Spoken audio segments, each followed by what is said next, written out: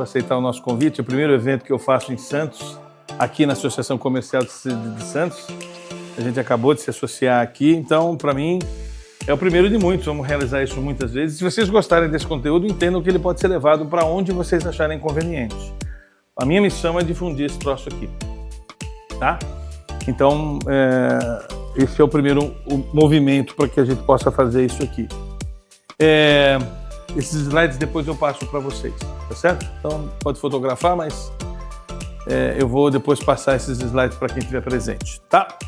E muito grato aí pelo tempo de vocês, sabe? Era para ser à noite, mas não teve agenda aqui à noite. Então, de tarde, né? Muita gente acabou não conseguindo vir de tarde. Mas eu agradeço muito aí a participação de vocês, tá bom? Espero que gostem aqui do que eu reservei para vocês. Falando rapidamente da gente, né? Nós somos uma holding que desde 1990 trabalha com duas vertentes. A primeira vertente é a Gauss Consulting Group, que fala basicamente de primazia da gestão no contexto que eu vou falar aqui para vocês. Esse QR Code aqui é para você baixar aquele documento ali que eu vou falar sobre ele hoje, né? Mas se quiser baixar isso aqui, é só fotografar isso aqui, você pode baixar, tá bom? Vou deixar aqui um pouquinho.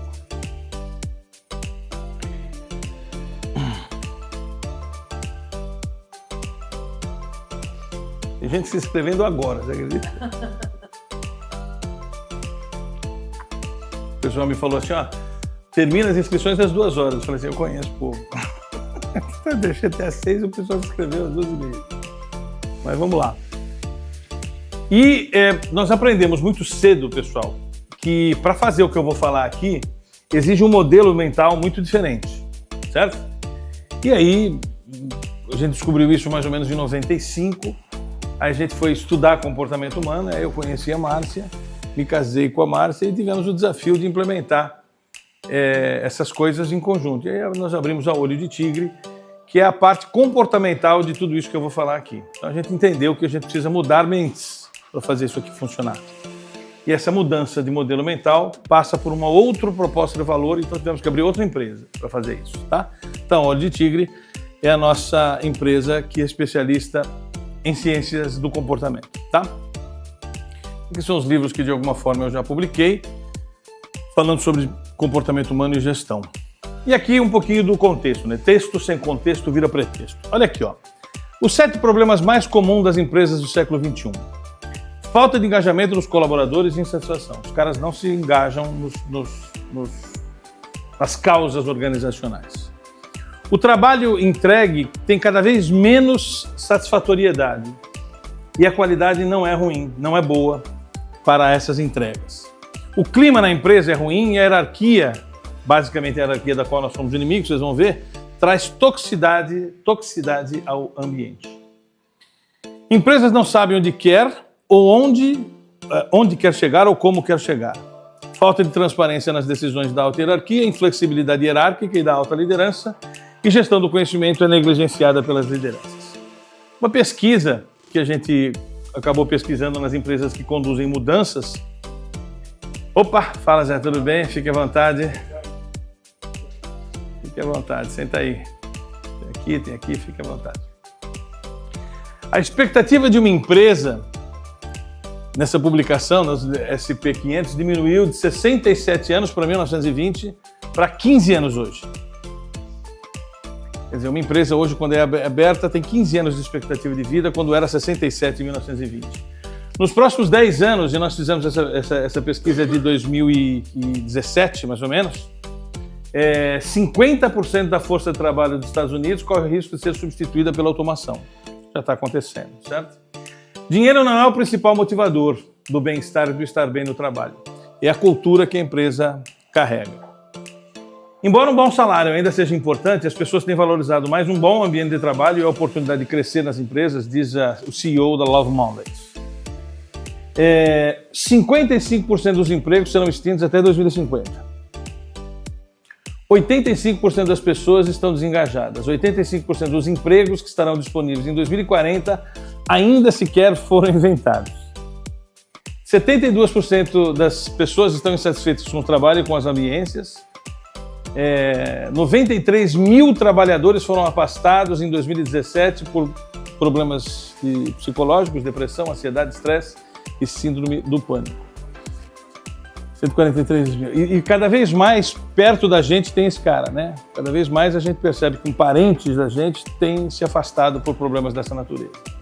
Segundo a Organização Mundial da Saúde, a depressão será a doença mais incapacitante do mundo até 2020, que já passou, né? E hoje isso já foi confirmado, isso já é uma verdade absoluta hoje, né? Esses são os sintomas que mais afetam a produtividade e prejudicam o desempenho das empresas, além da invasão das novas gerações. Temos as novas gerações ainda a enfrentar. Temos os baby boomers, a geração Y e a geração X. Já devem ter ouvido isso, né?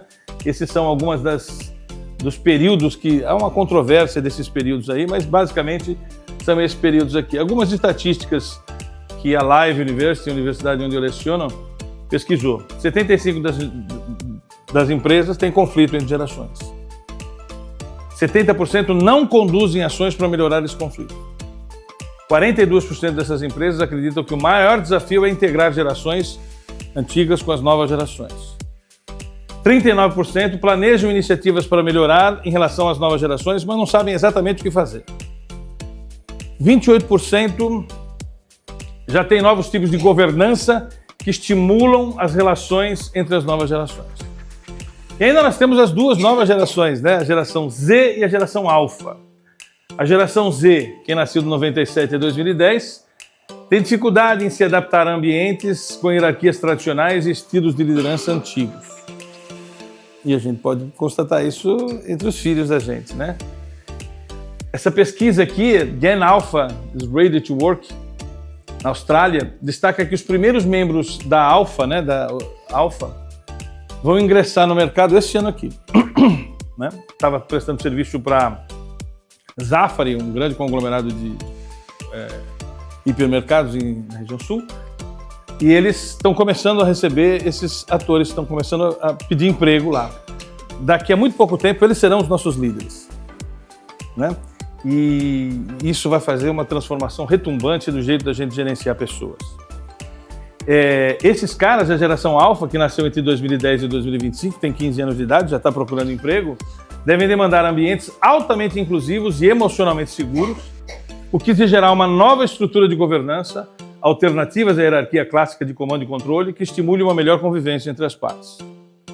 E a gente percebe algumas circunstâncias. Eu separei algumas aqui. Isso é uma pesquisa da Live University, uma universidade que eu leciono, onde não tem hierarquia lá. A Live é uma organização gerida por meio holacrático já. E é uma organização que faz algumas coisas muito diferentes, a Live. A Live, por exemplo, não tem os seus cursos aprovados no MEC. E fala isso de boca cheia. Por uma questão muito simples, se eu tiver que mudar alguma característica do curso lá da Live University, para o MEC aprovar leva 5 anos. Ok? Pela estrutura hierárquica do MEC, leva 5 anos para aprovar aquilo. Eles não têm esse tempo. Então o que eles fizeram, por exemplo, um curso na área de logística ou supply chain, eles pegaram 25 executivos de renome na área de supply chain e ele é o conselho curador do curso de supply chain da Live University. Então é muito diferente o jeito deles operarem, né? Lá na Live University eu ganho conforme a qualidade da minha aula. Se eu dou uma aula boa e assim é avaliada pelo meu aluno como boa, e eles avaliam perguntando depois da aula se a minha aula é boa, se a minha aula seria reconhecida ou indicada para algum amigo deles, eles têm que dar uma nota de 0 a 10. Se a minha nota média for de 9 a 10, eu ganho melhor do que a minha aula da Fundação Getúlio Vargas, onde eu também leciono. Se a minha avaliação for de 7 a 9, é um salário, uma hora, mas bem ruim.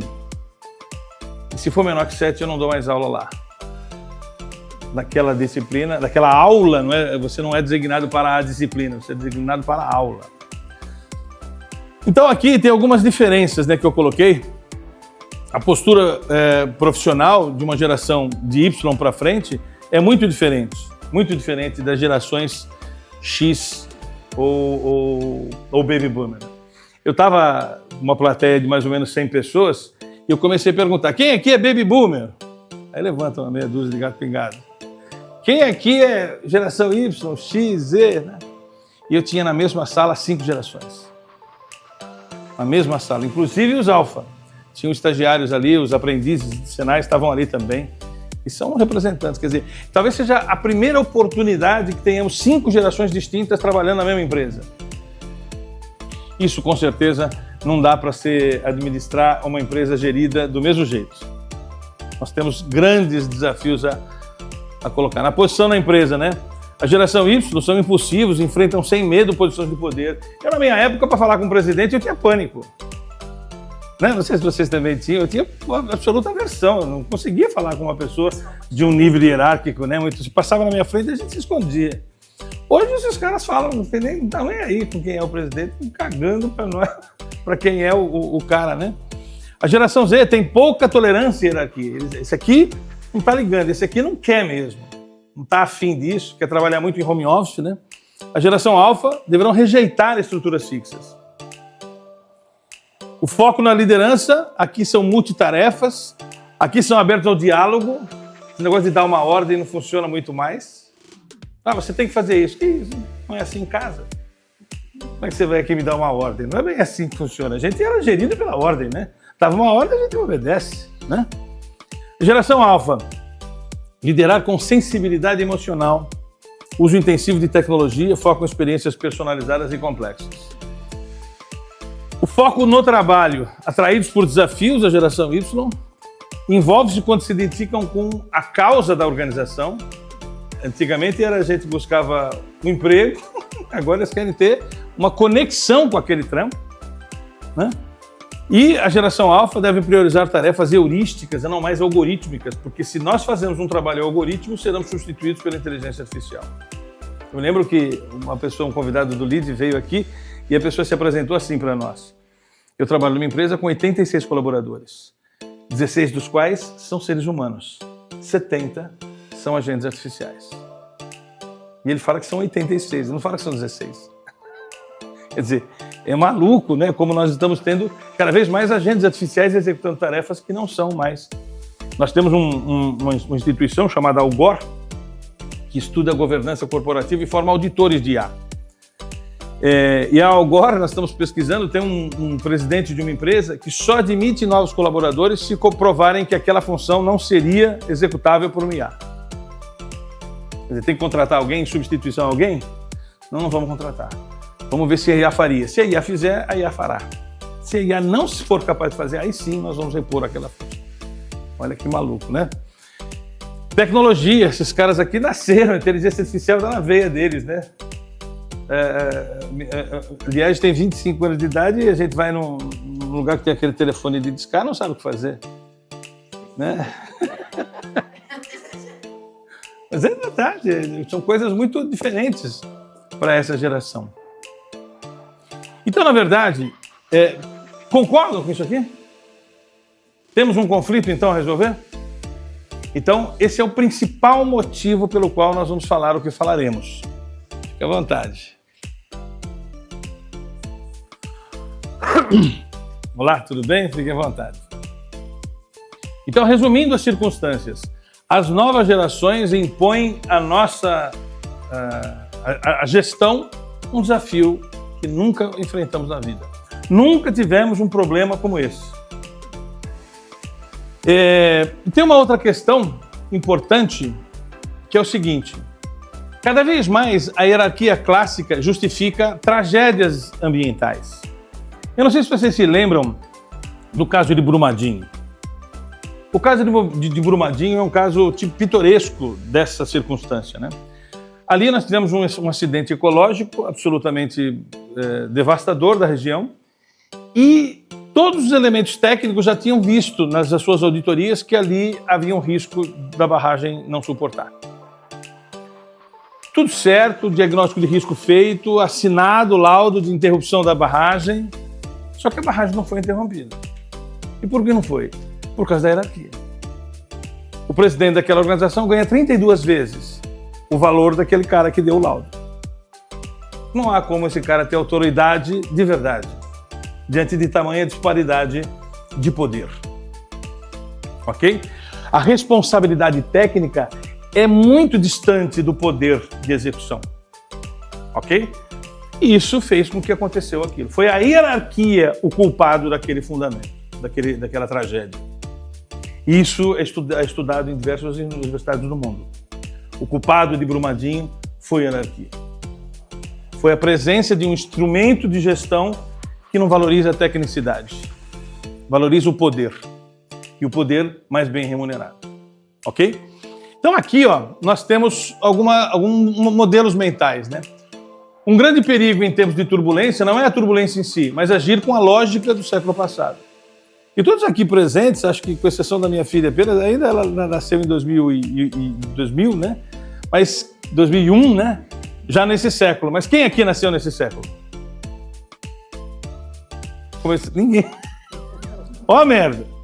Quer dizer, todos nós aqui temos um modelo mental, e não sei se vocês sabem, neurobiologicamente, o nosso modelo mental ele é construído, consolidado aos 7 anos de idade. Então esse raciocínio das novas gerações não deveria ser pensado quando se nasce, mas a data em que você tem 7 anos. Ali que foi definido o seu modelo mental. Então pensa você, com 7 anos de idade, que ano era?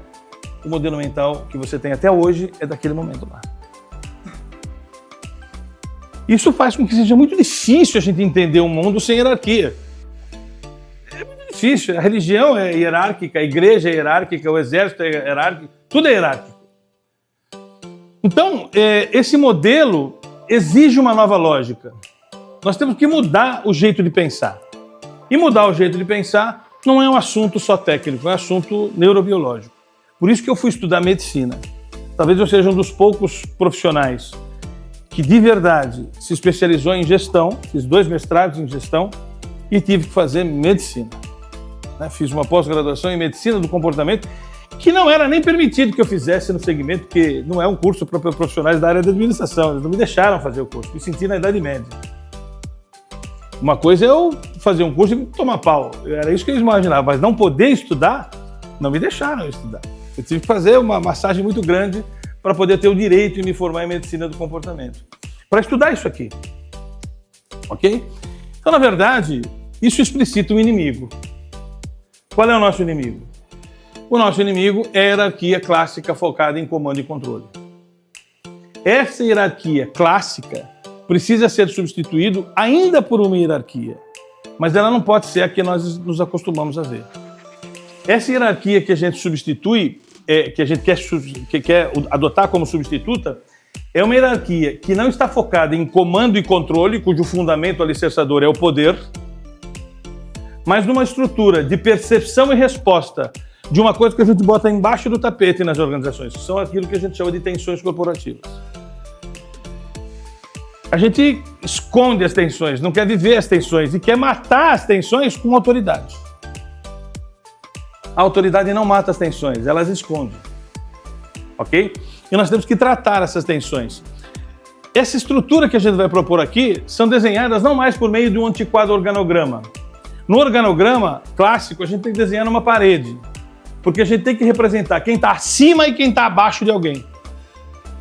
Isso não existe mais, gente. Ninguém está acima ou abaixo de ninguém. E a gente, no desenho do organograma, a gente até pergunta quem está acima de você. Não é? Se a gente quer alguém que faça a nossa vontade e você não a suporta, eu falo assim, quem está acima de você? Eu quero falar quem está acima de você. Evocando o quê? O poder, a carteirada. Né? Então, nós não podemos desenhar uma estrutura que expresse essa lógica. Essa lógica precisa morrer. Ok? E como é que ela vai morrer? Se a gente desenhar ela de um jeito que não tem essa estrutura de acima ou abaixo de alguém. A estrutura que nós vamos propor é desenhada por círculos. E só existe o conceito de quem está dentro de um círculo ou quem está fora de um círculo. Portanto, ela não dá para desenhar ela na parede. Eu posso até desenhar na parede, mas eu estou vendo um desenho de planta, de cima, onde eu vejo quem está fora e quem está dentro do círculo. Essa representação a gente chama de, ainda hierarquia, mas uma hierarquia de escopo. Onde a tomada de decisão não é por causa do poder que tem, mas é uma decisão que a gente chama de tomada de decisão por consentimento. Eu vou falar um pouquinho sobre isso. E não pela mera demonstração do poder. A esse movimento de transformação organizacional, de uma hierarquia clássica para uma hierarquia diferente, nós chamamos de primazia da gestão. E a primazia da gestão nós produzimos através desse documento aqui. Esse documento aqui é o manual que eu escrevi para fazer uma empresa que funcione desse jeito. Não dá para tomar uma decisão. Vamos fazer assim, vamos adotar isso aqui. Para fazer o que eu vou falar aqui, eu preciso mudar muitas coisas. E é disso que eu vou falar nessa 1 horinha que me resta aqui, ok? Veja, esse documento, ele é dividido em 10 capítulos.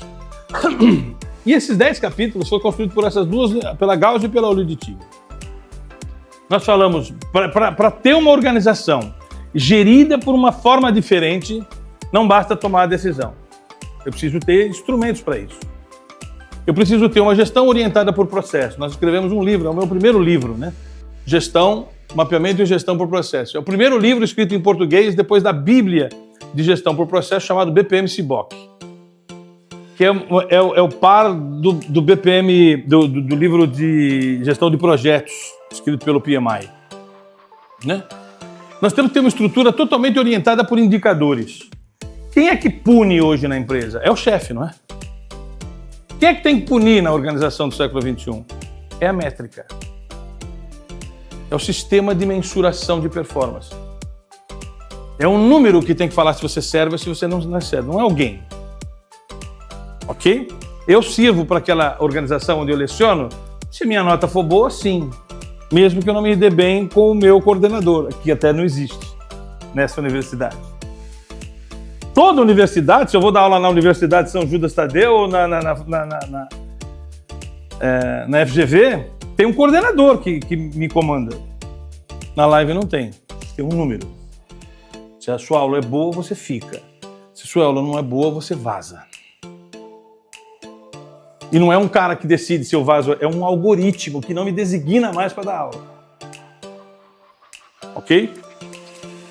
Tem que saber vender, tem que cuidar de comportamento humano, cultura organizacional é fundamental a gente trabalhar.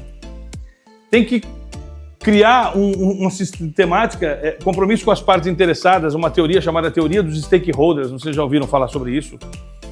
Mas tem gente hoje falando aí que uma empresa serve para deixar o dono rico. Né? Do século passado, sim. Mas do século XXI não é. A empresa serve para atender a todas as partes interessadas. O que são as partes interessadas? São mais gente, não é só o dono. O dono é uma parte interessada, mas não é a. Ok? Tem que ter mais coisas a gente atender, não só o doninho. Ok? Eu chamo de doninho pejorativamente mesmo. Porque a minha ideia aqui é expressar para vocês o quanto uma empresa precisa atender as partes interessadas, e essas partes interessadas são os colaboradores, os clientes, os fornecedores. Todo mundo tem que prosperar com aquele negócio. Não é só o doninho. Ok? Então, isso é uma teoria nova que está aqui no RT5 tratada. Logística, os maiores momentos de corrupção estão em compras. Ok? Pessoas, o RH é a área da organização mais mal preparada na minha maneira de ver. Nas minhas aulas, o pessoal de RH é ruim. É ruim. Porque não estão entendendo que são eles os agentes que transformarão essa empresa para o século XXI. E às vezes não entendem isso. Bom, liderança é uma liderança que transforma, né? Arquitetura estratégica e a inteligência artificial tem que fazer parte das organizações. Enfim, se a gente não cuidar dessas 10 coisas, nós não vamos fazer o combate a esse inimigo da forma como a gente vai estabelecer. Então, senhores, como é que a gente faz? Esse documento aqui, ele tem 2 QR Codes importantes aqui, ele fala tudo que a gente tem que fazer para uma empresa funcionar direitinho. Então eu convido vocês a baixar o documento, nesse QR Code, é o mesmo dali da frente, e também convido vocês a acessarem um curso, é o primeiro curso online gratuito que nós estamos dando para vocês. Nesse QR Code aqui, vocês têm 30 videoaulas gratuitas para entender o que a gente está falando, além dessas horinhas que eu tenho aqui com vocês, ok? Então, é muito importante você acessar isso aqui, porque você quer saber como é que uma empresa holacrática trata o ESG. Nós temos um jeito específico, um pouquinho diferente do que você está acostumado. Né? Como é que a gente trata recrutamento e seleção? Tem um capítulo lá, uma videoaula só como é que a gente trata recrutamento e seleção. Nós não, por exemplo, admitimos mais a entrevista com o chefinho. Ok? Por que a gente não quer mais a entrevista? Não é a gente que não quer, é a organização holacrática que não quer. Por que a entrevista com o chefinho é ruim? Porque funciona mais ou menos assim na prática. Eu tenho uma especificação de função para admitir um cargo que varrugou uma vaga, ok? Aí eu pego 3 pessoas que têm a ver com aquele perfil de cargo, com aquele perfil de especificação de conduta, de técnica, né? De competência. Muito bem, eu pego 3 e boto esses 3 pro chefinho. Aí quais são as alternativas? O chefinho escolhe um desses 3, e quando ele escolhe um, ele não escolheu pelos motivos da tecnicidade, ele preferiu alguma coisa completamente questionável, ou porque ele foi com a carinha da pessoa, porque veio de uma universidade que ele gosta, ou porque falou algo que ele gostou. Tem a ver com preferência, não tem a ver com tecnicidade, não é nada objetivo, é totalmente subjetivo. Ou ele não aceita ninguém, o que é pior ainda. Se ele não aceitar ninguém, é porque aquele critério objetivo de recrutamento não serviu para nada. Então, para nós, numa organização holacrática, a contratação pode até ter entrevista, mas às cegas. Ok? Por quê? Para ninguém poder ver o que você é, fisicamente, visualmente. É totalmente objetivo o processo. Para dar 2 exemplos, tá? Então, se você quiser 30 videoaulas para entender como é que uma organização holacrática opera, tem essa videoaula aqui, vocês podem acessar esse QR Code que está tudo lá para você assistir. Mas, vamos falar especificamente do referencial temático holacracia, que é o que a gente chamou a atenção aqui. Como é que funciona a holacracia? Que é basicamente esse referencial temático aqui, o RT4, o capítulo 4 desse livro. O que ele fala? Ok? Muito bem. Esse referencial temático explora como a organização estruturou sua preparação para a mudança cultural. Então, é um processo de mudança cultural. Não acontece assim. Entre os membros da força de trabalho, de uma abordagem que migra de uma estrutura vertical e hierárquica clássica, pouco valorizada no século XXI, para uma estrutura holacrática e horizontal, por processo, muito mais valorizada no século XXI. Então aqui, senhores, é sobre isso que nós vamos trabalhar, que é a base sustentadora do que eu estou falando. Não é o Pavani aqui, não sou eu. Aquele livro lá, esse livrinho aqui, ó, ele tem 18 normas aqui dentro. Tem 66 autores aqui dentro. Então, se tem uma coisa que eu não estou falando, é da minha preferência pessoal. Ok? Não é.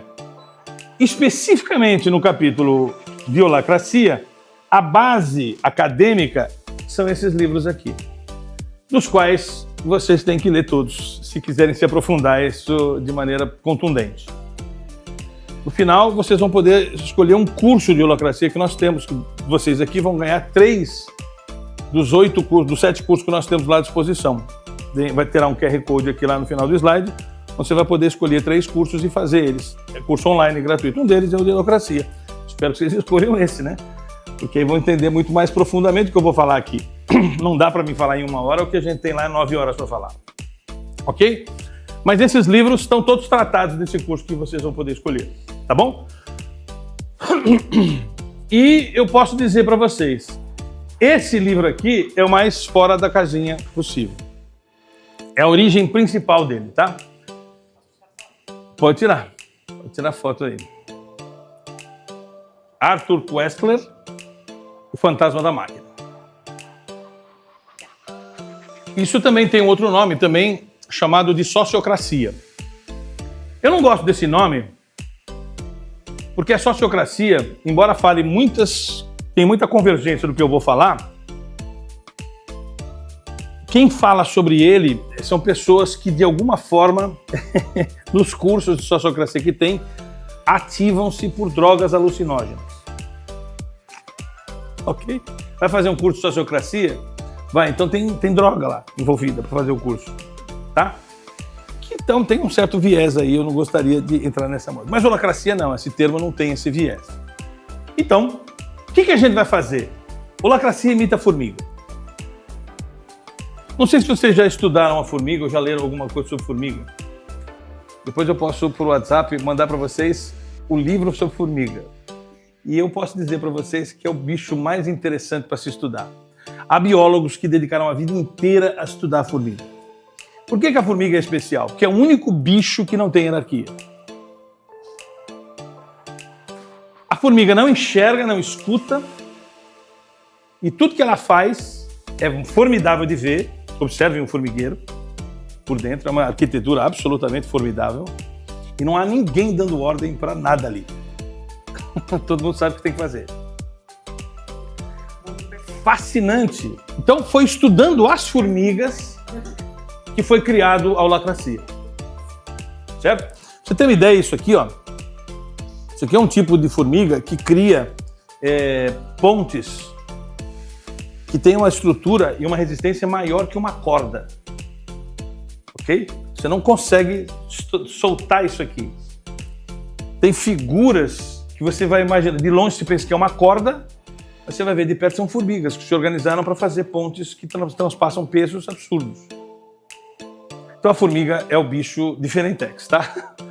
E a gente vai estudar as formigas. Então, na verdade, se você estudar, não podemos resolver um problema a partir do mesmo nível de consciência que o criou. Então, se você se basear na forma como você foi educado, você não vai entender a holacracia. Porque lá eu tinha que pedir bênção para o meu pai, eu tinha que fazer um monte de coisa diferente. Então, não é por aí. A holacracia, ela foge da narrativa de comando e controle, onde o que fundamenta a gestão é o medo. Por que a gente obedecia? Porque a gente tinha medo de apanhar. Ou, na verdade, o fundamento motivacional de comando e controle é recompensa ou fuja da punição. Esse é o papo desse mundo aqui. Recompensa. Qual é a recompensa? Vou fazer isso para quê? O que eu ganho? Recompensa. Ou vou fazer isso para não apanhar. Então tá bom, eu já faço. Esse é o fundamento motivacional do século passado. Conseguir, você faz as coisas buscando uma recompensa ou fugindo de uma punição. E o fundamento da holacracia é o amor. Mas eu não gosto muito dessa palavra porque vira muito poético, né? Mas esse amor aqui, ele tem uma estrutura de comando onde a gente percebe as coisas que não estão ditas e as responde. Certo? Que coisa? Por que você ganha mais que eu? Eu paro de esconder essa pergunta. E vou começar a descobrir. Você ganha mais que eu por causa disso. E eu vou procurar responder. E se eu não tiver resposta, eu vou mudar a lógica, porque não tem resposta. Sabe que você ganha mais que eu porque eu quero. E isso não vale mais. Entendeu? Então, é um fundamento completamente diferente de estrutura do comando. Ok? Isso vai exigir que a gente abra a mente. Então, eu convido vocês, esses 45 minutos que me restam, solta a franga, porque eu vou viajar na maionese aqui. Tá bom? Os fundamentos da autogestão holacrática por meio da liderança transformacional. Então, vamos lá. Vamos explicar basicamente isso aqui. A estrutura de evolução do que a holacracia propõe é assim, ó. Nós começamos desse jeito, organizações impulsivas, divisão do trabalho, autoridade de comando. Fomos evoluindo para organizações conformistas, para organizações conquistadoras, pluralistas, e agora nós estamos no estágio de organizações evolutivas, onde a autogestão impera, o propósito evolutivo impera e a integralização impera. Você já deve estar pensando assim: meu Deus, como é que eu faço para aquele meu colaborador executar um trampo sem a minha ordem? Ele é um animal, ele não serve. Porque esse é o fundamento que vai exigir. Por isso que a gente abriu o olho de tigre. Porque você pode ter razão. É por isso que esse cara precisa ter desenvolvida o comportamento dele. Senão não vai rolar mesmo. Ele se protege diante de você. Você sempre existiu, então não precisou evoluir. Então vamos lá. No capítulo 3 desse livro, que é um livro que você não vai encontrar, eu tenho ele totalmente destruído, é um livro antigo, tá? Eu até ia trazer aqui, acabei esquecendo. Ele diz o seguinte: qualquer que seja a natureza das relações que presidem o princípio da organização, elas constituem o problema central da biologia. Na biologia, a hierarquia existe. Só que na biologia, a palavra hierarquia, na nossa taxonomia de definição, ela deixa de aparecer como palavra hierarquia. Na taxonomia da biologia, a gente enxerga o quê? Uma hierarquia de classificação biológica, mas eu tenho domínio, reino, filo, classe, ordem, família, gênero, espécie. Mas eu não posso dizer que o cachorro é subordinado ao lobo. Eles são apenas diferentes. diferentes, certo? O cachorro não é subordinado ao lobo, mas ele é de um gênero dos caninos. Eu tenho o canino lupus e os outros caninos. E eu tenho aqui, ó, o leão aqui, em algum momento ele se mistura com esse bicho. Foi Arthur Koestler, quando começou a pesquisar a forma da gente dividir a taxonomia dos bichos, ele descobriu que nós temos a palavra ólon para classificar o círculo, que nós vamos chamar hoje de círculo. O que é o departamento? Para Arthur Koestler, é um ólon. Daí o termo holoncracia. Em inglês é holocracy, em português ficou holacracia, tá?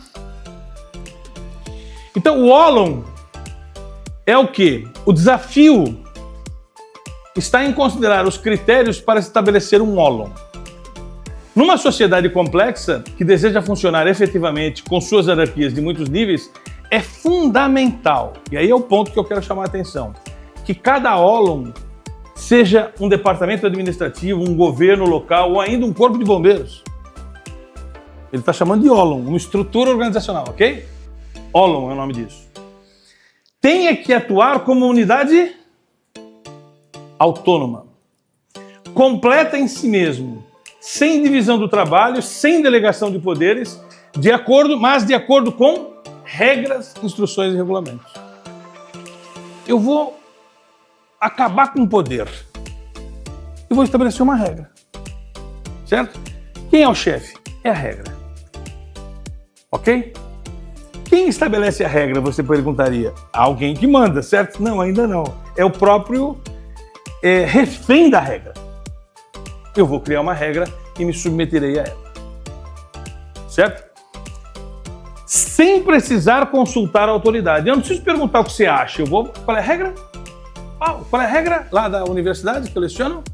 Se a minha nota for menor que 7, 3 vezes consecutivas, não pergunta para ninguém. Não designa o Pavani para a próxima vez que designar aquela disciplina. Eu não apareço para ser designado. Quem faz isso é uma máquina. Eu não tenho o que fazer. Espernei à vontade. Não tenho o que fazer. Não tem para quem me reclamar, entendeu? Não tem. Se eu quiser, eu quero dar aula. Pois é, Pavani, você se fudeu. Em 3 vezes você conseguiu uma nota menor que 7. E menor que 7, o critério foi definido. Não dá mais aula. Aquela aula você não dá mais. Certo? Por isso que não pode ser um professor arrogante. Tem um professor que se mate para dar uma aula legal. Senão ele não vai ficar lá. Qual era o professor do século passado? Eu dou aula, sabe o que significa aluno? Desprovido de luz. E o professor é aquele que ilumina. Sob esse pressuposto, você não serve para nada. Não, o aluno tem poder na universidade lá. Se não gostar da aula, não quer o professor e vai dar nota, só que tem que ser a média de todo mundo, certo? O ólon configura uma hierarquia de escopo, holarquia. Ok? Não é oligarquia, tá? Tem gente que começa a juntar. Holarquia, em substituição da hierarquia de poder organogramática. Meu Deus, como é que funciona isso aqui? Bom, a autogestão tem 12 princípios.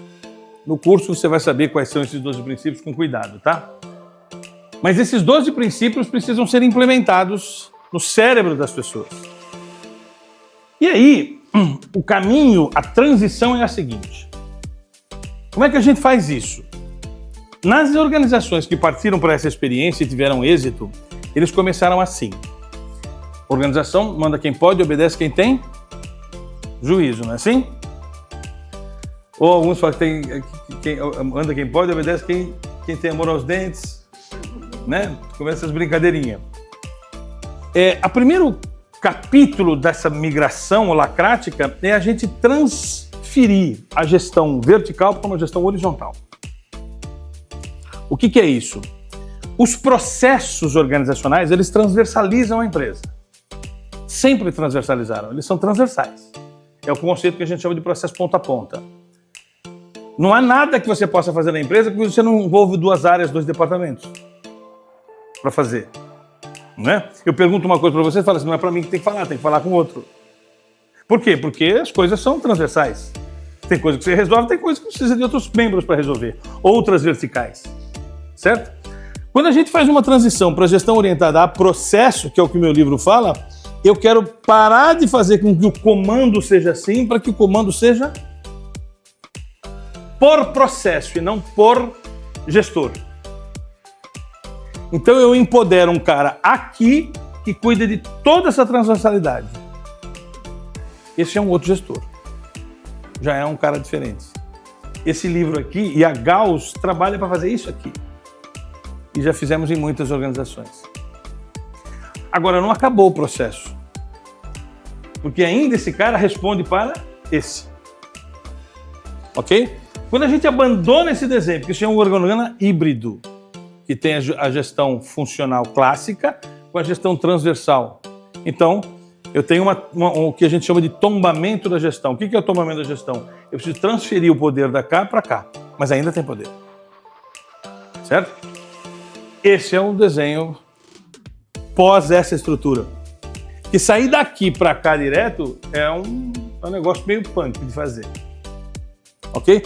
Tem uma transição para fazer. Essa é a transição sugerida pelas literaturas. Por quem passou por esse processo.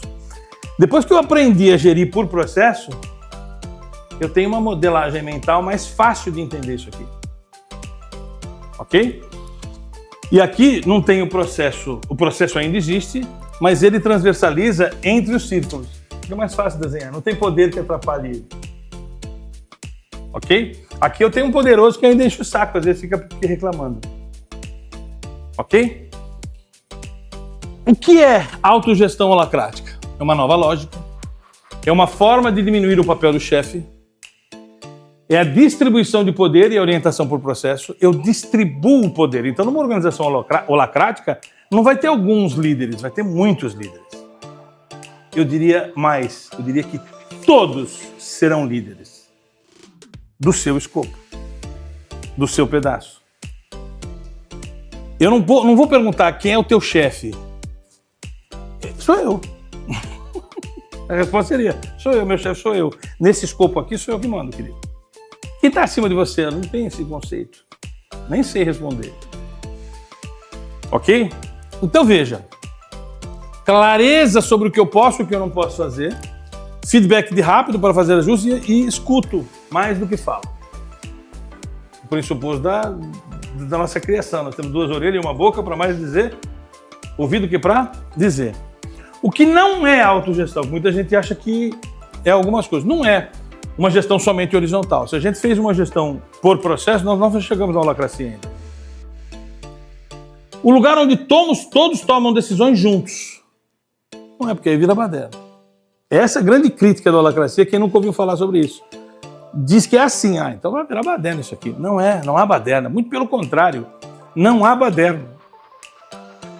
Consenso entre todos os envolvidos? Não há consenso. Porque eu não vou perguntar a sua opinião de um escopo que é meu. Esse pedaço é meu? Não me interessa o que você acha. É meu esse pedaço. Ok?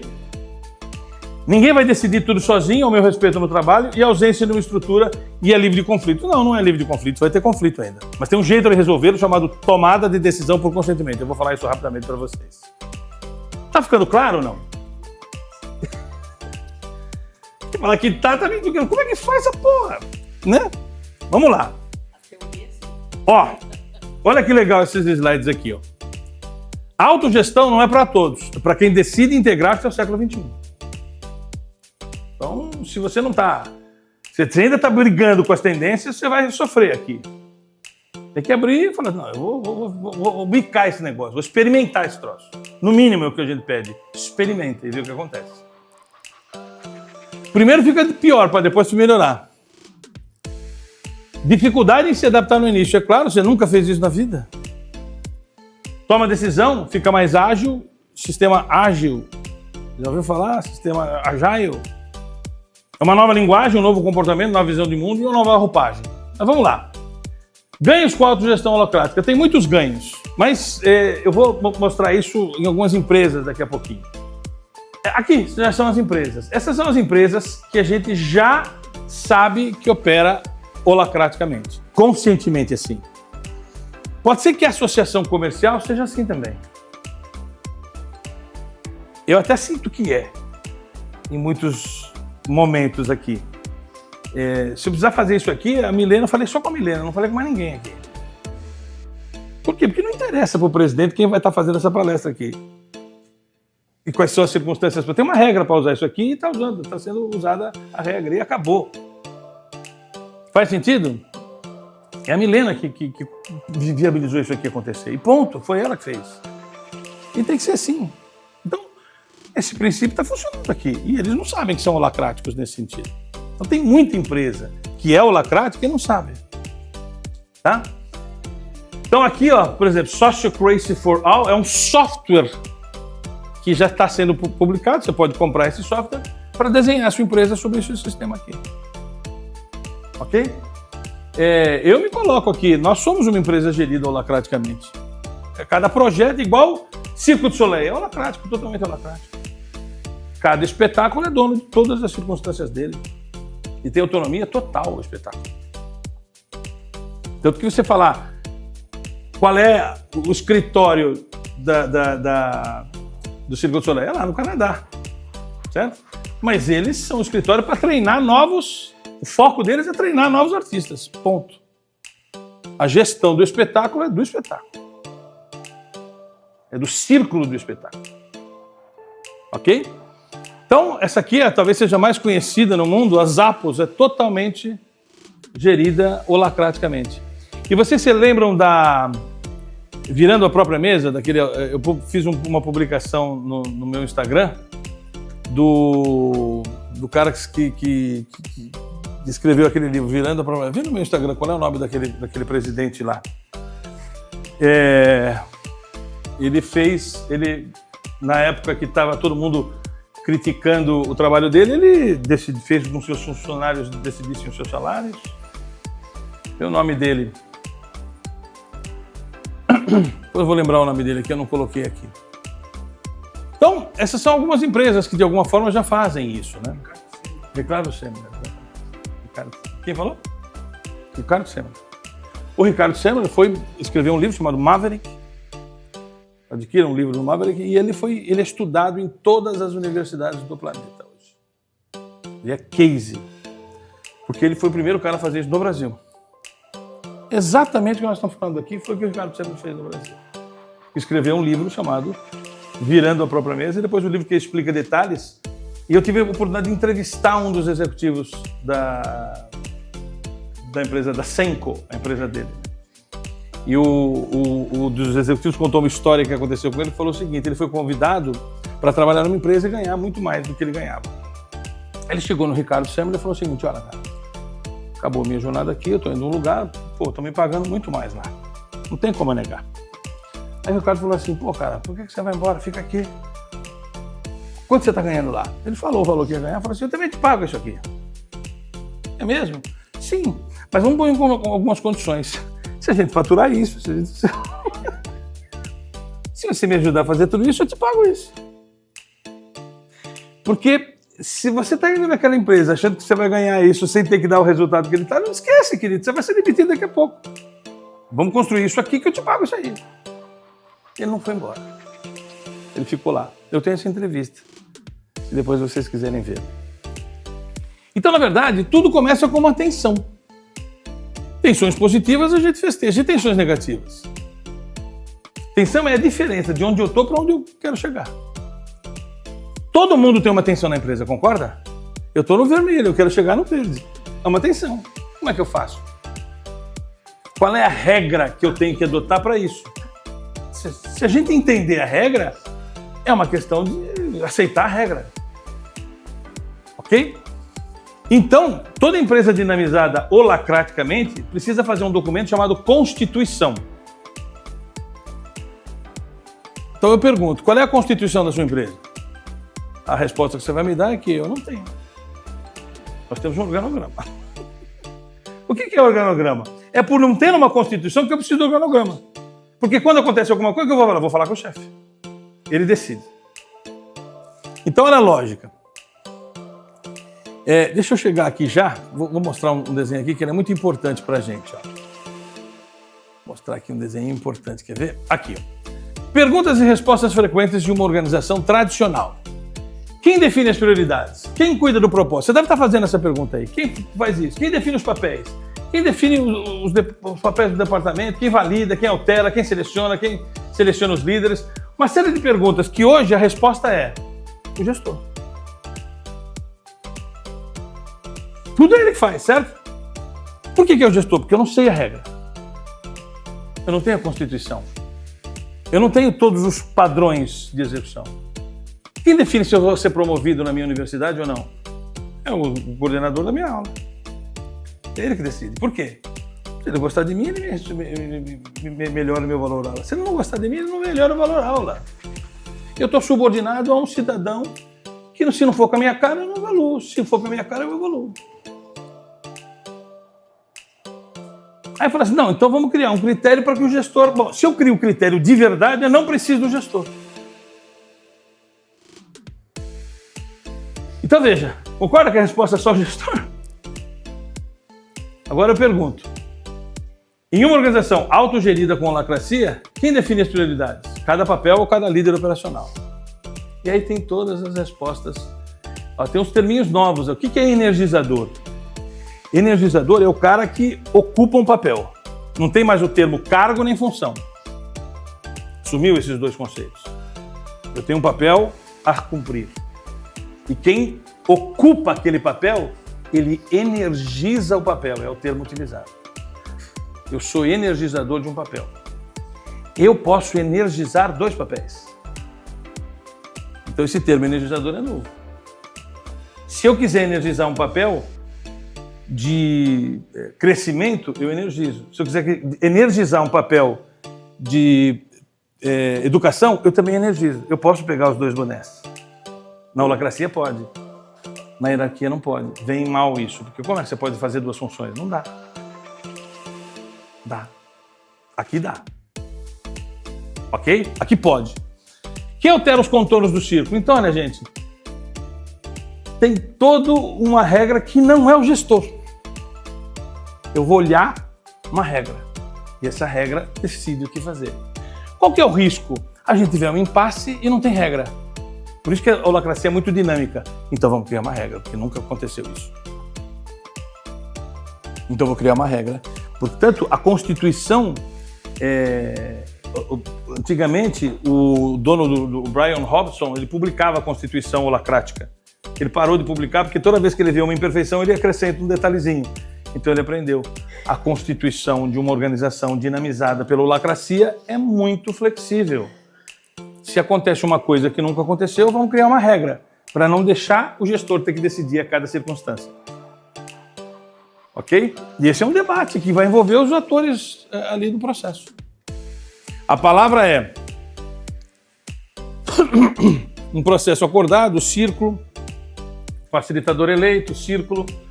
Então, juro, a primeira vez que eu vi isso, eu falei assim, eu preciso mergulhar nisso aqui. E é isso que eu gostaria que vocês fizessem. Esse é o objetivo, o único objetivo dessa palestra. Que vocês saiam daqui com uma intenção. Preciso mergulhar nesse assunto. Que é muito paradigmático para mim entender assim. E eu vou te dar um curso para você fazer. Não vou te vender esse curso. Eu vou te dar esse curso. Se você escolher esse, né? Óbvio. Por quê? Porque eu preciso que você experimente essa bagaça. E é por isso que eu vou em qualquer organização que me chamar. Porque essa é a minha missão. Passar esse conceito. Ok? Essa aqui é a Holacracy Constitution.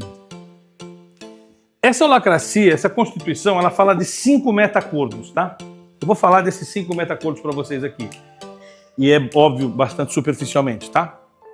Quais são esses 5 meta-acordos que a Constituição holacrática pressupõe que existam? Primeiro, meta-acordo. Então, meta-acordo é uma estrutura mínima necessária para a autogestão holacrática funcionar. É uma bíblia de regras. Ok? É bíblia de fundamentos. Olha, isso aqui pode, isso aqui não pode.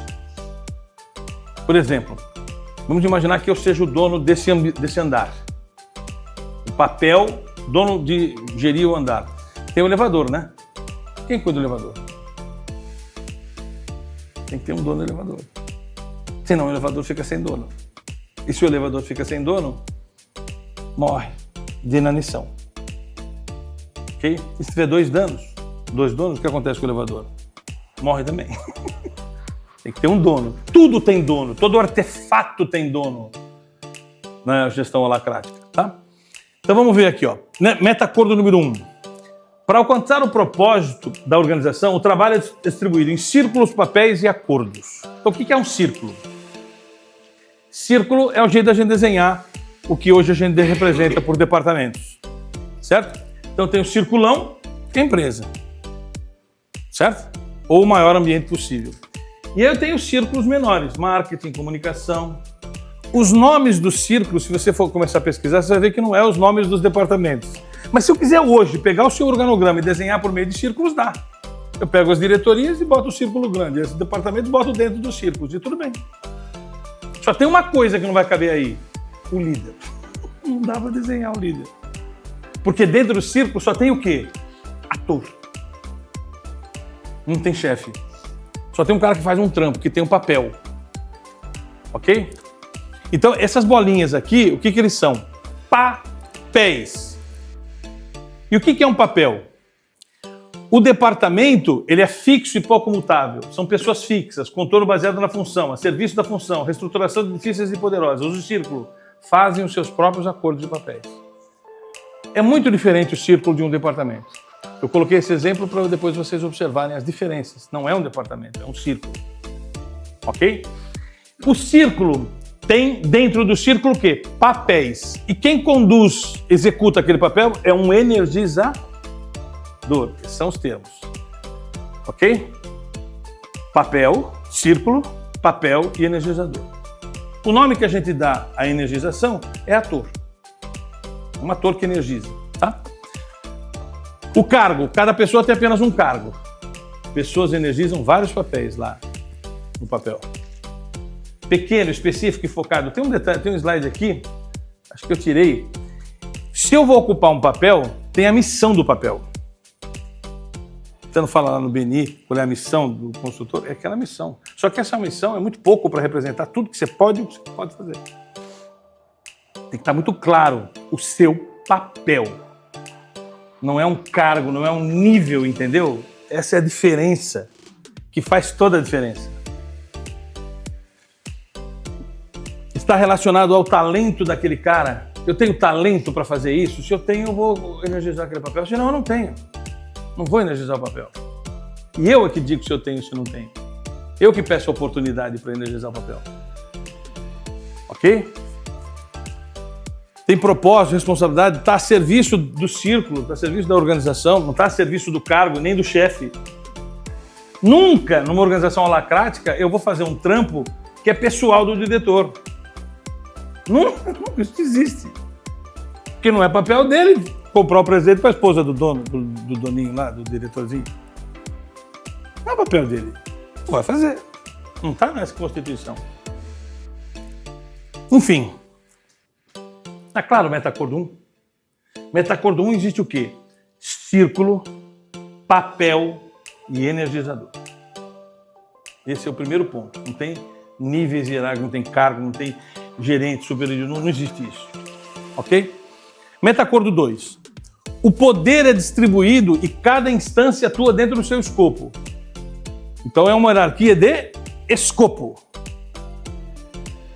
Definido com autonomia de decisão, explicitada todas as responsabilidades. Tem direitos e tem deveres. Então aqui, ó, círculos são criados com a finalidade de cada círculo pode ter dentro dele 5 atores. 5 a 7. Se tem mais do que isso, outro círculo. Isso é um fundamento. Mais de 7 atores num círculo, vamos criar um outro círculo para isso. Que tem funções. Porque começa a perceber, se temos muito ator dentro de um círculo, a hierarquia passa a ser necessária. Então, agora cria outro círculo. Cria outro círculo. Tem muitos círculos. Ok? Ator é a mesma coisa que energizador? Não. Ator é o cara que é o nome que se dá a quem executa aquele papel. Quem ocupa, há que haver um energizador daquele papel, daquele ator, né? A energização é um termo, é um verbo, como se fosse a função da gente hoje. Ator é a pessoa. Ator é a Ana. Energização é a função. Você é a atriz que energiza qual papel? Ok? É assim que a gente chama. Eu sou o ator Orlando Pavani, que energiza o papel A, B e C. Do círculo C, F, G e H. Eu posso ocupar mais papéis. Ok? E aqui o desenho, tá vendo que tem esses carinhas aqui, ó? Esses carinhas aqui, eles são chamados de... cada círculo tem a sua visão, missão e finalidade. Qual é o... Todo círculo tem que preencher esse negocinho aqui. Ok? Todo papel tem que preencher um negocinho desse aqui também. Então você vai a um círculo, se pergunta assim, o que você faz? Ele não fala uma lista de atividades, ele fala o propósito dele. É diferente. É no mínimo um outro nível de responsabilidade. Me faço entender? Então veja, a entrada e saída dos integrantes é definido pelo círculo. Como é que eu saio? Olha, normalmente uma pessoa que performa mal, o círculo vai querer tirar ela de lá. Ok? E não há demissão. O que existe? Para de ser energizador desse papel. Vai energizar o papel. Agora, o que acontece com um cara que não tem papel para energizar? Ele não é demitido, ele simplesmente não energiza nada, entendeu? E se ele não energiza nada, ele não tem o que fazer. Vão deixar ele lá? Então ele sai, ele sucumbe. O sistema tira ele, você está entendendo? Porque ninguém quer que ele energize nada. Ele sobra no processo. E aí ele sai, porque não tem o que fazer. O sistema não remunera quem não energiza nada. Então ele não está energizando nada, ele sobra. Se ele sobra, é como se fosse uma demissão, mas essa palavra não existe. Ele tem que ser autônomo ao ponto de saber que ele precisa sair. Ninguém vai precisar. É porque não tem o que fazer. Então o sistema não remunera quem não energiza nada. Então o que ele vai fazer lá se ele não está sendo remunerado? Ele vai sucumbir. Ele sai porque ele não tem. É como se você tivesse que trabalhar e não ganhasse dinheiro. O que eu vou fazer? Ninguém te demite. Fala assim, eu vou sair daqui, pois é. Acho que é o melhor para mim mesmo. Porque eu não sou, não tem nada para você fazer. Você não está energizando papel nenhum. Então ninguém arranca alguém assim, fala assim, você não sabe, não existe isso. Foi o pressuposto primário que eu falei, né? Seres humanos diferentes. Há uma frase que se diz em holacracia que diz o seguinte, uma organização gerida organogramaticamente é uma organização de gente infantil. Onde a relação é de infantilidade. Eu sou chefe de gente criança. Por isso que eu sou chefe, porque eles são crianças. Agora, há dois caminhos. Ou eu convivo com isso e deixo eles sendo crianças e eu sou chefe, ou a gente decide crescê-los. Cognitivamente. Essa é a escolha da holacracia. Esse cara precisa deixar de ser criança. E a gente já ficou séculos administrando essa criança. Está na hora da gente tornar esse cara adulto. E é isso que a holacracia propõe. Essa é a pergunta. Não tenha dúvida que você vai fazer essa pergunta para mim. Mas por que eu abri olho de tigre? Porque eu acredito piamente que a gente não dá essa chance porque ele nem sabe dessa perspectiva. A minha perspectiva, e eu trabalho com 25 anos preparando gente, juro. Tem gente que chega na gente ali completamente desacreditada, não serve para nada. E ele fala, eu não sei para nada. E a gente descobre que ele serve para muita coisa. Só que ele nunca imaginou que ele podia fazer alguma coisa diferente. Ele sempre pressupôs um cara comandar ele. Tanto quando eu falo para ele assim, vai! Ele fala assim, posso? Porra! Eu preciso tirar dele a necessidade de não comando. Porque ele espera tudo uma autorização. Tudo. Eu peço para ele, vai! Acontece, tem uma série de desafios ele fazer. É quase como se ele pedisse para mim assim, eu posso?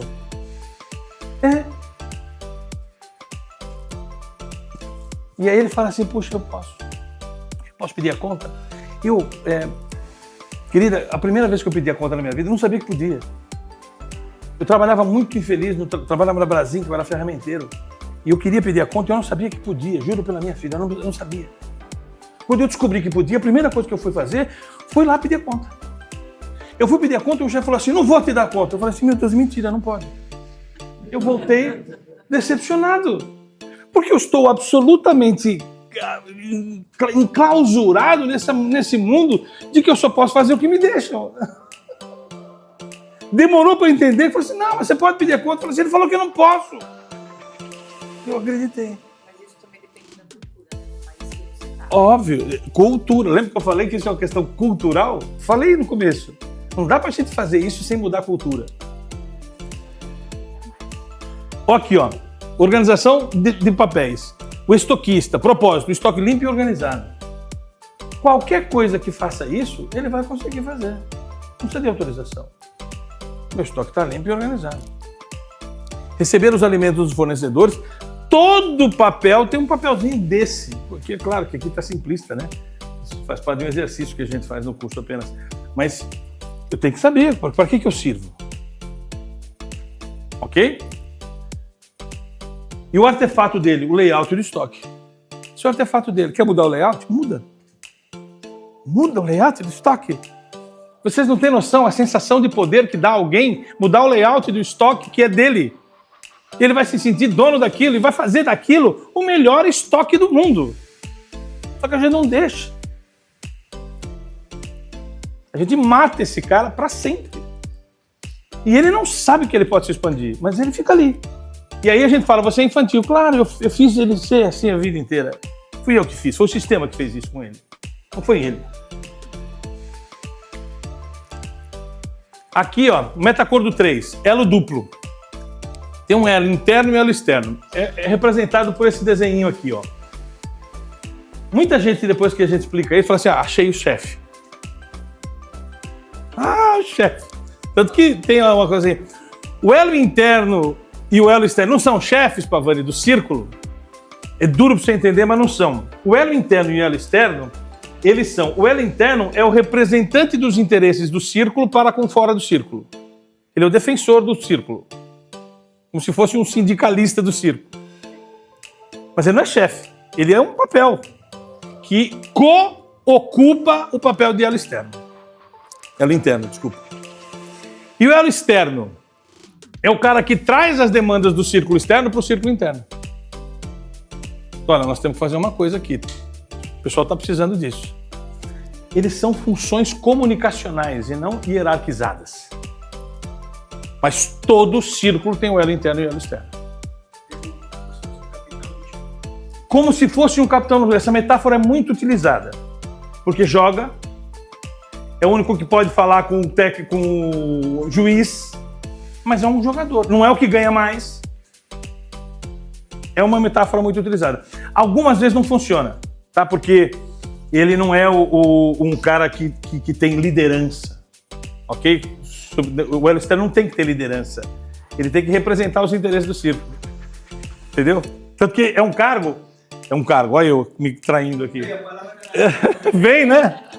É uma função, é um papel que é circulada, né? Vai trocando. Vai trocando toda hora.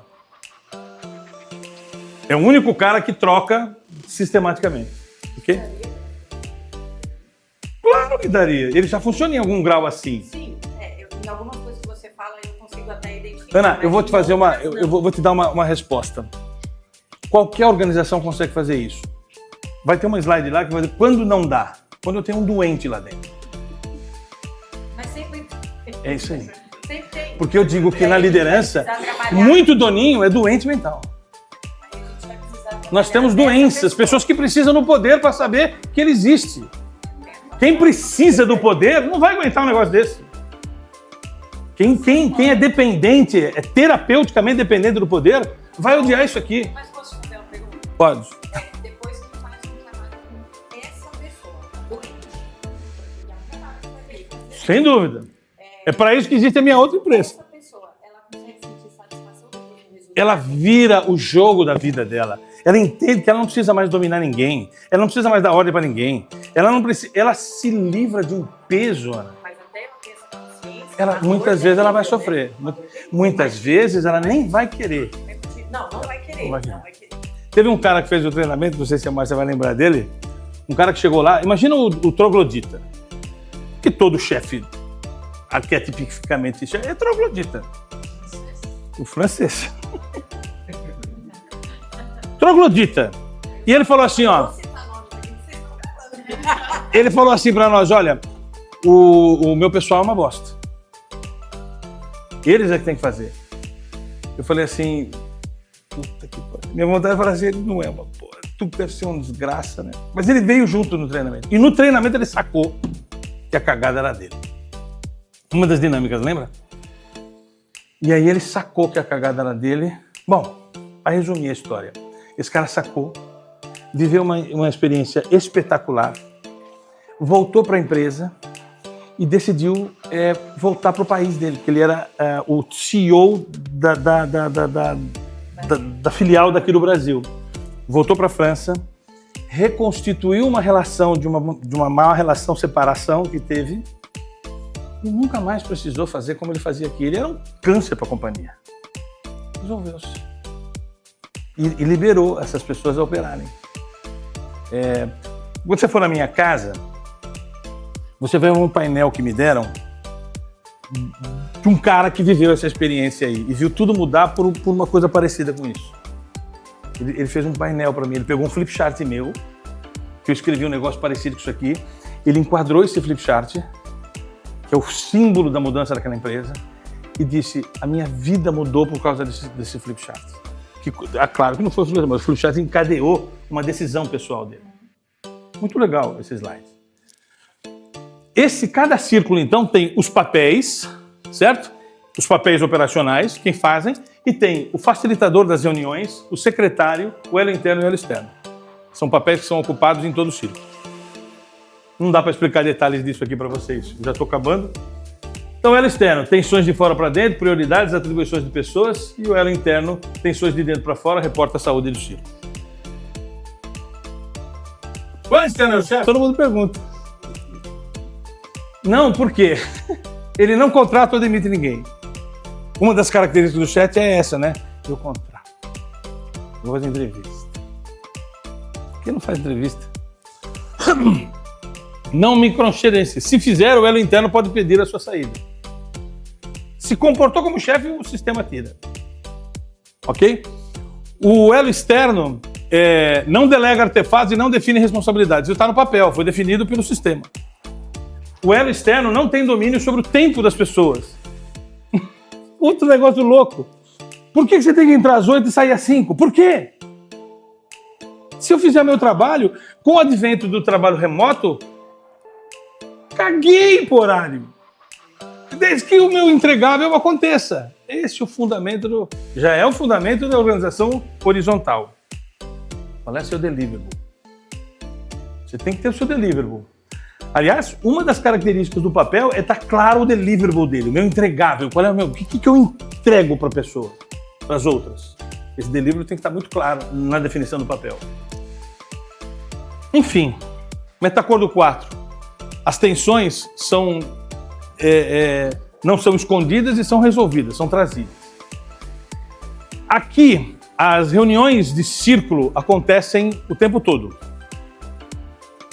E aqui vale a pena uma instrução aqui básica. Eu vou me reunir toda vez que eu precisar, certo? E as reuniões holacráticas acontecem em 5 circunstâncias específicas. Primeiro, uma reunião, modo revisar. Eu percebo tensão e reviso regra.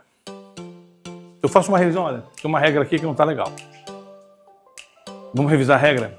Eles se juntam para revisar a regra. Então, uma modo revisar. Modo sincronizar. Eu preciso saber se precisa de mais papel, se precisa de menos papel, se está na hora de aumentar círculo, diminuir círculo. Eles decidem a estrutura juntos. Ou se tem mais um energizador para ocupar um papel novo, ou o mesmo energizador ocupa um papel novo, até que o outro energizador apareça. Então é o modo sincronizar. Modo selecionar, as eleições dos quem vai energizar o quê. E aqui, eu nem vou dizer aqui, mas o salário, tem um slide aqui que eu tirei, e não ia dar tempo de a gente falar, como eles definem as remunerações. Numa organização, na Zapo, por exemplo, as remunerações são definidas entre eles. Todo mundo sabe como todo mundo ganha. Não tem problema nenhum para isso. Hoje fica um segredo, né? Eu não sei quanto outro ganha, é um negócio meio escondido, ninguém pode saber. Porque se souber, vai dar pano pra manga. Ok? Modo adaptar, resolver tensões, mudando a estrutura. E tem uma reunião que chama modo cuidar. É uma reunião onde a gente cuida das pessoas. Não se discute interesses do círculo. Se discute interesses de você. Você não está bem? Então o que nós podemos fazer para te ajudar? Você está com um problema com a mãe? Então fica lá cuidando da sua mãe essa semana. Nós se vira aqui. Eles decidem. Nós fizemos isso aqui no Zafra, eles vão fazer essa reunião sem ter holacracia. Porque tem demanda. Tem coisas que as pessoas estão vivendo, problemas que eles mesmos podem resolver, não precisa afetar a estrutura. Então ele fala assim, você hoje tem que botar coisa na gôndola, não tá legal? Vaza, vai para casa, amanhã você volta. Hoje nós arrebenta aqui por você. Eles decidem, eles liberam o cara. E a organização não se mete. A direção não se mete. Se aconteceu entregável, tá tudo bem. Ok? 5 tipos de reunião. E essa reunião acontece uma coisa chamada tomada de decisão por consentimento. É aí que eu quero terminar a minha apresentação. A tomada de decisão por consentimento é o negócio mais desgraçado que eu tive para aprender. Porque é o seguinte, funciona assim. Eu não vou usar o slide, eu só vou explicar isso aqui para você. Imagina que eu vou fazer uma proposta para você, certo? E eu quero muito que você aprove essa minha proposta, porque eu fiz com cuidado essa proposta. Todo mundo que faz a proposta quer que seja aprovada, não é? E aí qual que é o critério? Se você curtir a minha proposta, vai acontecer. Se você não curtir a minha proposta, eu me fudi. Não é assim? Então, eu não sei o que se passa na cabeça do cidadão que vai ouvir a minha proposta para decidir se vai aprovar ou não a minha proposta, certo? Então, os sistemas holacráticos criaram o seguinte. Você vai apresentar a sua proposta e vai fazer uma pergunta que vai treinar esse conceito aqui. Tem coisas que você prefere, tem certas coisas que você tolera e tem coisas que você objeta. Certo? Então eu vou fazer uma proposta para vocês aqui. E a pergunta que o facilitador da reunião, porque tem um facilitador da reunião, ele faz o seguinte. A gente fala concorda ou não concorda, não é? Não pode falar isso. Olha, as primeiras reuniões que eu participei, juro, eu só apanhei. Porque minha tendência é eu dizer concordo ou não concordo. E o facilitador dizia assim, eu não me interesso pela sua opinião, caguei para a tua opinião. Eu quero saber qual é a sua objeção. Mas eu não concordo, eu tenho objeção. Não, você não concorda, isso não é uma objeção. Objeção não é isso. Olha o que é objeção. Objeção não é uma consideração sugestão. Caguei para a tua sugestão, não quero saber. Não é uma preocupação, não é sua preferência pessoal, não é um contraproposta. Não é a sua opinião de como alterar a proposta. Não é um bloqueio ou um veto à proposta. É o seguinte, eu quero saber se tem uma objeção. E a pergunta é o seguinte, se essa proposta for levada adiante, eu não conseguirei realizar o meu trabalho ou daremos um passo para trás. Isso é uma objeção. Então eu tenho que perguntar assim, não concordo, não, responda isso aqui. Você vai te prejudicar? O seu papel, porque você está ali para responder o seu papel, tá certo? Prejudica o seu papel? O cara nem responde. Não. Vou dar um passo para trás? Não. Então não tem objeção, cale-se. A proposta está consentida. E não está consentida para ser implementada, está consentida para ser experimentada. Porque aí elas vão experimentar e vão ver se vai ter gente que vai ter uma objeção de verdade. Isso dá para adaptar em qualquer situação. Qualquer situação. Só que é difícil. Porque o cara fala uma coisa que eu não concordo. A minha vontade é voar Tem nele. dinheiro para pagar essa proposta? Veja, é o seu círculo? Tem, mas não Se quero. fosse Não, o... tem gente que você não quer. Você tem dinheiro na sua mão para pagar? Tem. E veja, a reunião termina quando as pessoas não conseguem dar objeção. É muito difícil isso acontecer, gente. Precisa ter um cara muito bom. A minha principal formação nos cursos que eu fiz de holacracia foi me preparar para conduzir uma reunião holacrática. Porque eu tenho que coibir na veia um cara que vem com aquela coisinha aqui, Não. Eu tenho que chegar e falar assim, isso não é objeção. Isso é a sua opinião pessoal, eu caguei para a sua opinião pessoal. Me falem uma objeção. E uma objeção é, alguma coisa que esse cara está falando te atrapalha o teu trampo? Não, atrapalha o trampo dele, então deixa ele falar. É o outro que tem que falar, não é você. Ele é louco. É muito legal. E as reuniões saem... Quer dizer, o consentimento não é para implementar em definitivo, tá claro? É para experimentação. Porque na experimentação eu posso descobrir coisas que me atrapalham e eu não sei. Mas a gente experimenta mais, entendeu? Isso não há precedente para muitas experiências. Muitas. Isso não atrasa o processo. Você está experimentando tanto ver. É. Entendeu? E o resultado. Olha lá. Esse é um ponto importante. É um ambiente de experimentação. É um ambiente de muito mais experimentação. Porque hoje o que acontece? O medo de experimentar faz eu perder coisas. Aqui é um ambiente de experimentação. Vamos ver? Essa é a ideia. Vamos pagar para ver. Você não está desarmado. Desarmado. O foco é... Você deve estar pensando assim, meu Deus, lá na minha empresa, esse negócio já não vai funcionar. Porque você está pensando em pessoas que têm amor pelo poder. Então eu vou falar aqui o seguinte. Nem todos estão aptos para a autogestão. Ok? Sociopatas ou que possuem doença mental grave não tratável. Não vai rolar. Isso está nos livros que eu me referi, então não sou eu que estou falando, não. A gente vai ver que quem não gosta de experimentação são sociopatas. Odeia que tirem dele o valor da sua própria palavra. Quem acredita ou age como se a maioria das pessoas do mundo na organização estão numa categoria acima. Quem tem um senso de inferioridade. Quem está afim de se botar para quebrar, pô, eu quero fazer. Quem não dá o benefício da dúvida para a ideia ou da distribuição da autoridade. E veja, e aqui tem uma frase que eu gosto de usar. Se uma pessoa é madura para namorar, casar, comprar um carro, alugar uma casa, fazer empréstimo, organizar uma festa, viajar sozinha, viajar em grupo, ter filhos, pagar impostos, então ele está maduro para experimentar a holacracia. Agora, se o cara não consegue andar de ônibus sozinho, provavelmente ele é um infantil. E nós não estamos falando com infantis mais. Ok? Eu sempre digo para você assistir esse vídeo. Aqui tem um link desse vídeo. Quer passar aqui? São 8 minutinhos. Então vamos passar ele aqui. É porque eu já ultrapassei meu tempo, né? Hey, it's me, Destin. Welcome Presta back. atenção.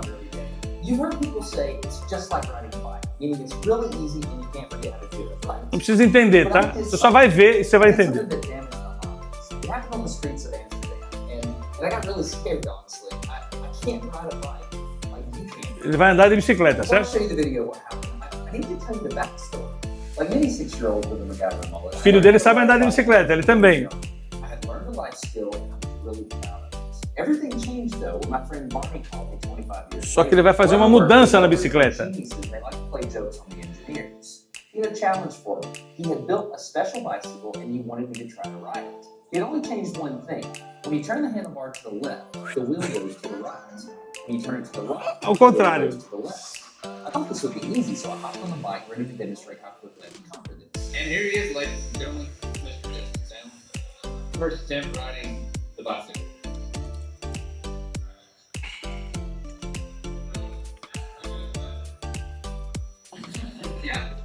I couldn't. Não consegue, certo? You can see that I'm laughing. Mudou toda a lógica dele.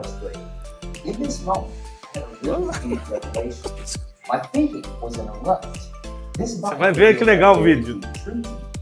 I had the knowledge of how to operate the bike, but I did not have the understanding. Or knowledge is not understanding. Look, I know what you're probably thinking. Destin's probably just an uncoordinated engineer. Can't do it. That's not the case at all. The algorithm that's associated with riding a bike in your brain is just that complicated. Think about it. Downward force on the pedals, leaning your whole body, pulling and pushing the handlebars, gyroscopic precession in the wheels. Every single force is part of this algorithm. And if you change any one part, it affects the entire control system. I do not make the statements at all. But I'm telling you right now, you cannot ride this bicycle. Você não consegue andar nessa bicicleta. I know this because I'm often asked to speak at universities and conferences, and I take the bike with me. It's always the same. People think they're going to try some trick or they're just going to power through. Entendeu a lógica, não?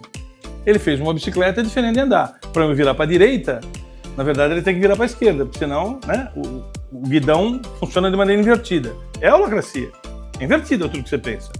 Aí ele começa a brincar. It doesn't work. Your brain. O cara faz com o braço. Ó. For instance, this guy, I offered him $200 just to ride this bike 10 feet across the stage. Everybody knows. No, you didn't understand. You didn't understand. So, this way.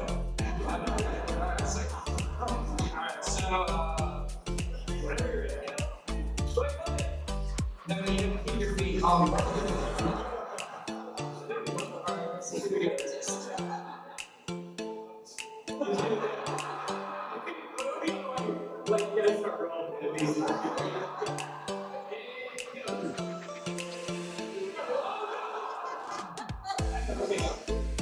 Feet on the level.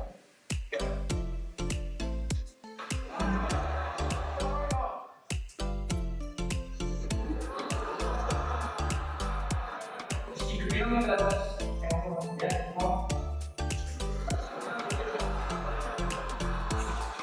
Você faz. Once you have a rigid way of thinking in your head, sometimes you cannot change that, even if you want to. Botar um pouquinho mais. Ele aprende a andar, tá bom? Ele aprende a andar. Só que ele demora muito tempo. Aí ele dá pro filho. O filho aprende em 10 vezes menos tempo que ele. How many weeks are we gonna do this? 2 weeks? 2 semanas. In 2 weeks, he did something that took me 8 months to do, which demonstrates that a child has more neuroplasticity, am I even saying that right, than an adult. It's clear from this experiment that O moleque já aprendeu. 2 semaninhas, matou a pau. That's why the best time to learn a language is when you're Por isso que a geração nova vai entender a holacracia. Nós não. Smooth, I can ride fast. Thinking the experiment is over. Okay, now I'm in Amsterdam, a city that has more bicycles than people. The question is, are you gonna give up? Go ahead. All right, today's bike walk. Ele aprendeu, certo? Ele aprendeu. Agora, ele vai andar com a bicicleta normal. Não consegue mais. Quer ver? Opa. Opa. Meetup, if you will, and I'm gonna see if somebody brings a bicycle, and I'm gonna try to ride a normal bike. Olha lá, bicicleta normal. Não consegue. This was one of the most frustrating moments of my life. I had ridden a normal bike since I was 6, but in this moment, I couldn't do it anymore. I had set out to prove that I could free my brain from a cognitive bias. But at this point, I'm pretty sure that all É I normal, a bicicleta ele não consegue mais. So what you're not seeing is just a group of people here looking at me, looking at the strange American. Os caras estão todos com vergonha. They think I'm dumb. But I'm actually 2 levels deep into this because I've learned and unlearned. All right. After 20 minutes of making a fool out of myself, suddenly my brain clicked back into the old Eu Alex. achei I can't sensacional. explain it, but it happens in a very specific moment. Okay. I'm back. Oh, wait. Pronto, agora conseguiu. Okay, there it is. There's the moment. É. Okay, perfect. I tried to explain this to people around me, and they just didn't get it. They thought I was faking the preview. Hey, it's me, Destin. Depois vocês vão assistir esse vídeo melhor, com calma. Mas o que ele mostra? É isso que a holacracia significa. É quase impossível, você sempre andou de um outro jeito. Quando você aprende de um jeito novo, por mais contraditório que seja, você não consegue mais andar do outro jeito. E a geração do século XXI, essa geração nova, não aguenta mais esse jeito que a gente era. Não dá mais. Ou a gente faz isso, ou nós vamos perder a mão. Porque em 10 anos, esses caras que estão começando a pedir emprego vão ser o líder da sua empresa. E se você impor a hierarquia clássica, não vai rolar. Então, se nós não temos muita opção, Por isso que isso é a missão da nossa companhia. Há 35 anos a gente faz isso. Ok? E eu posso estar falando para grego, mas o meu papel é falar e você experimentar. Esse é o nosso desafio. Nós estamos a curva de adoção das inovações. Temos os inovadores, eu faço parte desses caras aqui. Daqui a pouco tem os primeiros a adotar. Daqui a pouco tem a maioria que inicia a brincadeira e bica. Tem a maioria tardia e tem os retardatários. Sempre é assim. Né? Quiçá você comece conosco essa jornada aqui. É isso que eu faço. É isso que os RPG têm a proposta de fazer. Então é o seguinte. Por ter se inscrito nesse evento gratuito, o curso de doutrinas e requisitos está nesse QR Code aqui. Desculpa, já foi dado, eu vou dar para todo mundo. Aliás, não precisa nem dar, eu só vou dar o link e vocês vão se inscrever ali, poder fazer. Agora, nesse QR Code você pode escolher, tem 7 cursos ali. Vocês escolham 3, ok? Esses 3 eu vou liberar para vocês. Cada curso que você escolher tem 9, deu aí para acessar? Deu? Vê se você consegue acessar aí, vê se funciona aí para vocês. Então vocês escolham 3 cursos para fazer e vocês terão 3 meses de acesso a esse curso. Ok? É só escolher, você escolhe aí, eu vou liberar para você, depois eu vou falar no privado com você, mas eu vou ter esse e-mail registrado aí para mim.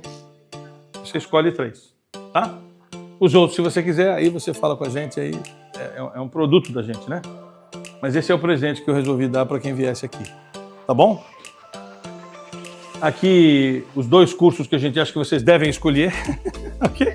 Que é o de Holacracia e de Cultura Organizacional, são 2 cursos que eu considero muito importantes para tudo isso virar. Então, estão lá, se vocês escolherem esses 2, é os que eu recomendo, né? E quem quiser comprar todos os cursos, ter todos os acessos, tem aí o... Pois não. Aí é só para você ter acesso ao curso, né? E para quem tem acesso aí, no caso da Alfa, né, que estamos numa parceria para divulgar cada vez mais esses cursos, né? A gente tem a ideia de que esses cursos também sejam divulgados pela plataforma da Alfa Desenvolvimento. Né? Consultores parceiros aí, meus primeiros parceiros em Santos, que é um privilégio ter com vocês isso aqui, tá? Esse aqui é o QR Code que você tem acesso a todos os nossos cursos de especialização. Os 7 cursos que nós temos de especialização viabilizam uma empresa holacrática. Esse é o grande fundamento da gente. É isso que a gente quer fazer, é isso que a gente nasceu para fazer. Então, para finalizar aí esse slide, já para comer, eu estou 10 minutos atrasado, vamos comer um negocinho que a gente reservou para vocês. Suas crenças se tornam seus pensamentos, suas palavras, suas ações. Suas ações se tornam seus hábitos se tornam seus valores. E seus valores se tornam os seus destinos. E o destino de vocês seja experimentar isso aí. E quem achar que a gente deve levar esse conteúdo para mais organizações, é isso que a gente faz. Sem nenhum compromisso sempre, né? Mas para cada vez mais acordar quem está adormecido. Fechou? Obrigado, gente. Era isso que eu tinha. Olá, boa tarde. Eu sou Ana Paula Aranha e eu estive hoje aqui na palestra do Pavani e me surpreendi muito com o conteúdo. Agregou muito não só no meu negócio, porque a palestra dele é extremamente voltada para o profissional, mas não só no meu negócio, mas também na minha vida pessoal. O Pavani é uma pessoa que ele é bastante técnico, a palestra dele é bastante técnica, tem uma linguagem técnica, mas se a gente prestar atenção e se a gente realmente se conectar com o conteúdo do qual ele entrega, que é muito, você consegue levar isso para a sua vida, para áreas da sua vida onde você consegue mudar, se transformar e realmente mudar a forma que você pensa em muitas coisas para poder agregar no seu negócio, na sua vida, nos seus relacionamentos. Então eu estou muito grata por ele ter feito essa palestra e a gente poder estar aqui participando. Achei muito interessante. Primeiros parabéns aí para o Orlando pela palestra. Achei o tema muito interessante, holacracia. Eu já tinha ouvido falar muito por alto, mas com o depoimento dele foi muito bom, né? E deu para ter uma noção um pouco melhor de como funciona, mais aprofundado. E eu acho que realmente isso é o desenho do futuro mesmo. É o desenho do futuro porque o organograma atual ele já realmente eu concordo, ele ficou ultrapassado. Agregou com certeza. A gente já pratica alguma coisa muito similar, entendeu? E é algo que pra gente só vem agregar. Muito boa palestra. Oi, meu nome é Jean, eu sou da Colob. Nós estamos aqui hoje na Associação Comercial e tivemos uma palestra excelente de holacracia com o Orlando. Vale a pena vocês terem essa palestra, ouvir essa palestra e implantarem a holacracia no seu escritório.